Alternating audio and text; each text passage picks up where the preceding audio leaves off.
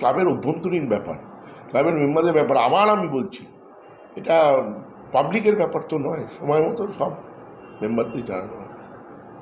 এখন আমাদের ISL Bangalore match নেই, আইএসএল কীভাবে চ্যাম্পিয়ন হবে সেই নিয়ে আমরা ব্যস্ত। সমর্থকদের একটু ধৈর্য ধরতে বলবেন, কারণ যে ম্যাচের ড্র সেটা নিয়ে অনেক প্রশ্ন চিহ্ন তুলছেন অনেকে, একটু কি ধৈর্য ধরতে বলবেন? আমি আজকেই ক্লাবের সদস্যরা যারা রেগুলার আসেন তাদের সঙ্গে গল্প হচ্ছিল, বাইরে বসে আড্ডা মারছিলাম, তখন আমি শুধু বললাম, আলোচনাতে এটা উঠে এলো, তাতে আমি বললাম যে আমি সত্যি কথা ইস্টবেঙ্গল সমর্থকদেরকে আমি ওদের ধৈর্যের কিন্তু আমি স্যালুট জানাব।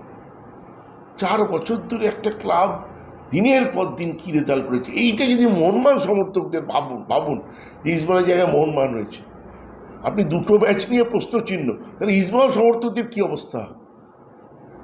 তাহলে যদি মোহনবাগানের ওইরকম অবস্থা হতো তাহলে ক্লাবটাই উঠে যেত, আমাদের পদত্যাগ করতেই হতো, কারণ আমরা ওইভাবে থাকতে পারতাম না, কিন্তু ক্লাবটাই উঠে যেত।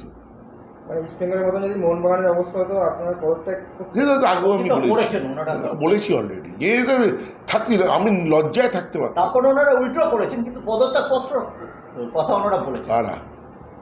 আপনারা যখন এটা আগে ছিলেন, আমি বলছি আমি পদত্যাগ করেছি, সে তো উইথড্র করেছে, কিন্তু আমার কথা হলো সেও তাও একটা বছরের হারে।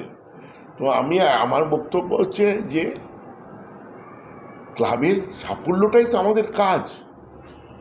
আমরা বসলাম বছর, আপনি দুটো ম্যাচ জয়ের কথা বলছেন, আপনি ওদের কষ্টটা ভাবুন তো, ওদের কষ্টটা ভাবুন তো আপনি, তারপরে আপনার কষ্ট আপনি ভুলে যাবেন। বার্ষিক ক্রীড়া প্রতিযোগিতাটা